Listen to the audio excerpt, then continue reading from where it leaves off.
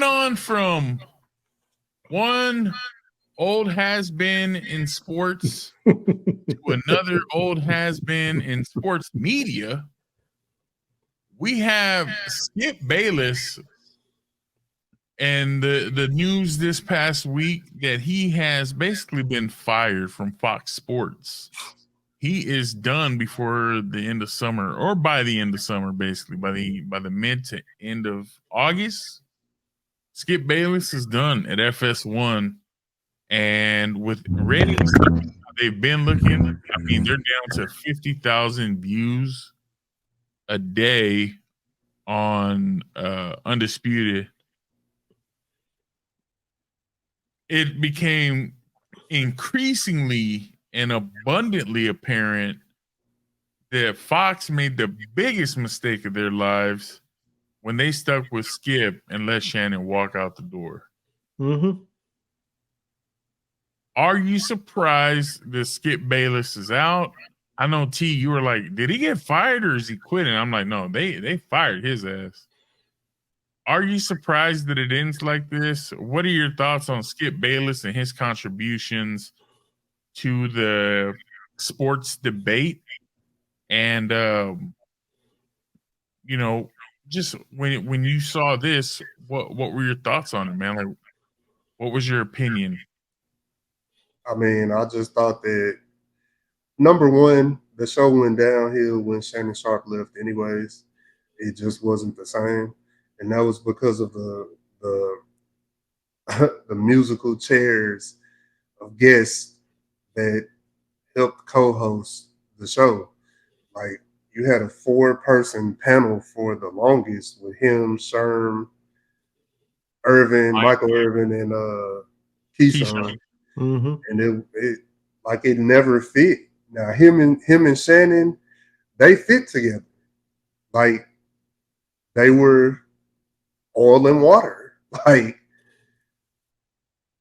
Ebony the rest of the like we all know Skip is a Cowboy fan. So you added one more Supreme Cowboy fan, one person who's on the fence, and then this other guy who he talks so eloquently that most viewers don't know what he's saying in Sherman. So, like, I wasn't surprised at all, bro. Like, I was surprised it actually lasted this long. And then when you saw where, now they have regular guest rappers, Yellow Beezy, Lil Wayne, like, and that's not to take nothing away from them. It's just that doesn't work, bro. Like, you trying to stay hip in sports media, but you really just you stay talking about the Cowboys and Tom Brady. And Tom Brady retired. Yeah. And they still talking about him. Mm-hmm. And you're a LeBron hater, and LeBron's on his way out the next couple years. There you go. Like, so outside of Skip, to me, Skip was an overglorified fan who got a chance at TV, and he struck when he struck. But as the years went on, he regressed in his takes, his delivery, and just the overall content that he would put out. Like, it just regressed. But when you look at Skip early on, he said some wild stuff early on at ESPN or the four letter network. I may need to blur that out. He said some stuff early on, but it made sense then. Doesn't make sense now. Like, nothing he really says makes sense. And it comes off as arrogant. It comes off as, well, like there were a few times when Shannon was on the show and I'm like, damn, like Skip's like, first of all, this is my show. Like this is Skip Bayless Undisputed. Shannon Sharp as the guest. But it really says Skip and Shannon Undisputed. Mm-hmm. Where he'll be like, well, hold on, stop now. Like, put your glasses back on. Like, he did that shit more than once, bro. It was just that particular time it turned into an ordeal. You know what I'm saying? So I just think that, number one, I'm not surprised. Number two, I'm more surprised that the show lasted this long. And number 3, bro, Skip gonna land back on his feet. He's just gonna start working on his podcast and getting his podcast game up. So, Julio, what you think? No, I agree with you 100%. I think the decline of the show after Shannon left kind of proves to everybody or shows everybody that, he needed to have that yang to his yin to be able to run that show. It wasn't just the Skip Bayless show. It wasn't just him, having all the best takes or any of that stuff. I honestly think that, Shannon, Stephen A. Smith was another great personality that was on the shows with him before, or was brought in by Skip. And I think that those type of people he could feed off of. And there was always a good camaraderie there until it started getting ugly towards the end, especially with Shannon. And I'm not going to take anything away from his sports knowledge because he was very knowledgeable. Am I saying that he was the best sports commentator out there? No, by any means. I mean, everybody has their flaws. Everybody has their way of projecting certain things. But when you start beating, as they say, beating a dead horse, going over the same thing over and over again, bringing up the same old thing about the Cowboys, about Tom Brady, things of that nature, after a while starts to get old. Like you said, he's a LeBron hater. And that's only going to play out so long before he's out of the league. And then what are you going to say? What's going to be your new take after that? A lot of these shows that a lot of people are watching is because you're getting the knowledge of the game. You're being there's live things that are being talked about at the moment, and it's not always around the exact same thing that you've been talking about for like the last 7 years. So for me, it's like, yeah, I honestly see why the shows decline. Why now they only have 50K viewers as opposed to when they used to have 500K or 200K viewers. Why? Because the decline of the show has just gotten bad. Again, kind of like to what T said, I'm not taking anything away from all his special guests that he has on the show. I mean, like you said, he has rappers now that come on the show. He has, he still works with Keyshawn every now and then. He still brings on Michael Irvin and Sherman during the season, but it's gotten old. It's gotten to the point to where it's we need something fresh. We need something new. And you, of all people, because you've disrespected a lot of players that don't even want to come to your show, that don't want to come and sit down and have a conversation with you because you've disrespected them in a certain way, and you feel like you know more than they do. Of course, do you expect not to decline after that? Now you have nobody that you can lean on, that you can be like, well, Shannon's here. You can talk with him. Shannon ain't there no more. Shannon's gone. Shannon's doing his own thing. And Shannon's blowing up right now. So people are tuning into his show with him and Ocho instead of coming over here and listening to you talk nonsense. So bro, I put it to you like this, bro. I preferred Skip and Shannon over First Take. And when Shannon Sharp left, I haven't looked at Undisputed since. And I still don't look at First Take. I think that there was just some kind of cohesiveness that they had together. Yeah. That if they kept that going, bro, that show would have been special. Obviously, Stephen A saw something in Shannon. And I'm not just saying that Shannon made the show, because it takes more than one person to tango.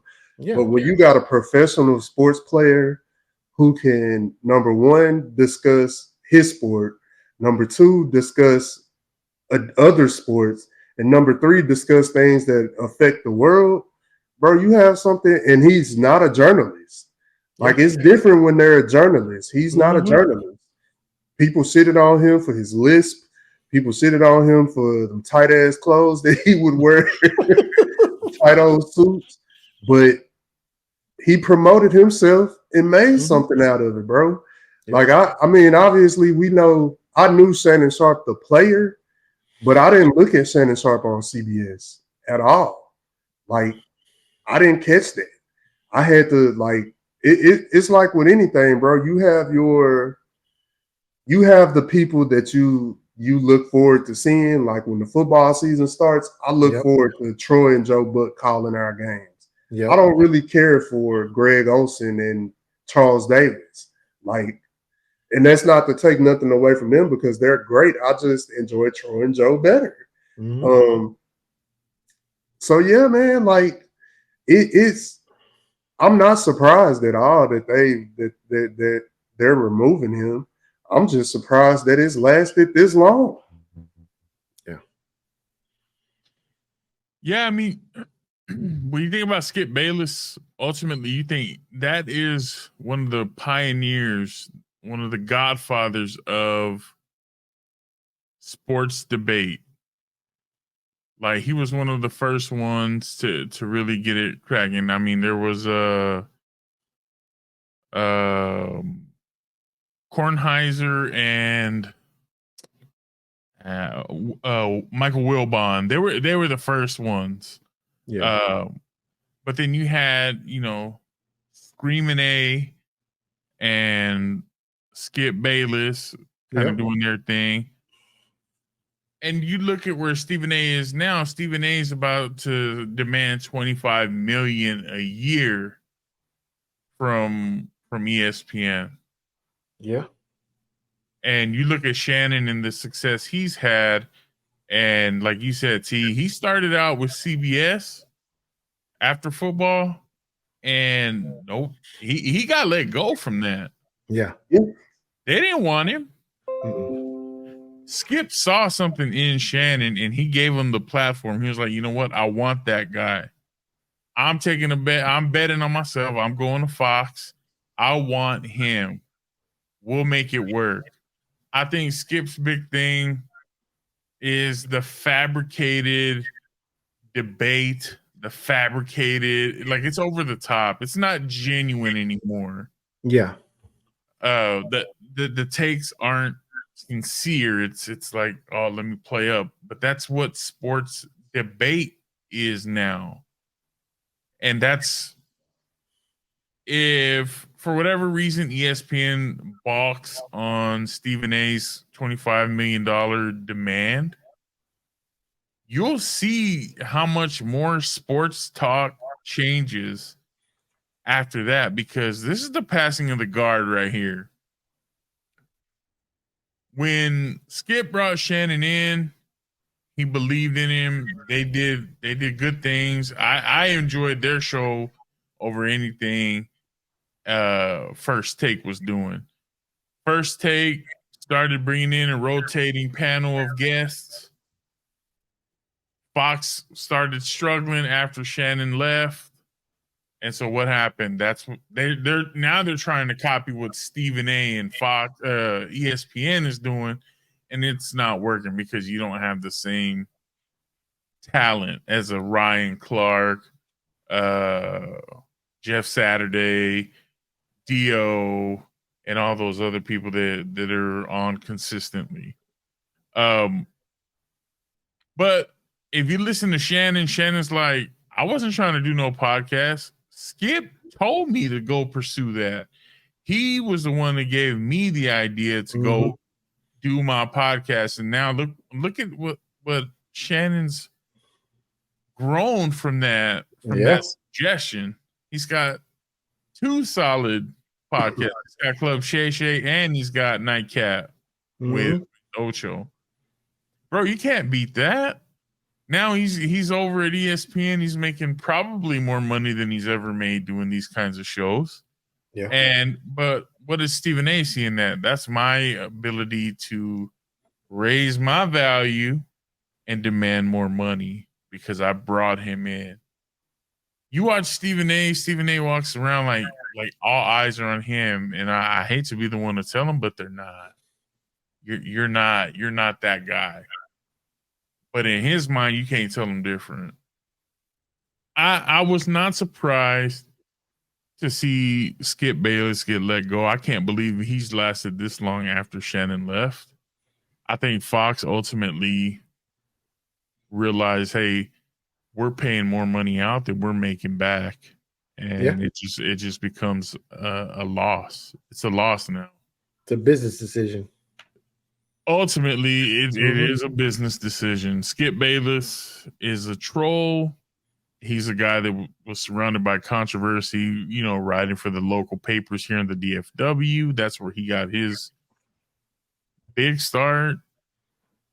You know, he wrote a book about the Cowboys, and he insinuated that Troy Aikman was not only a racist, but he was homosexual.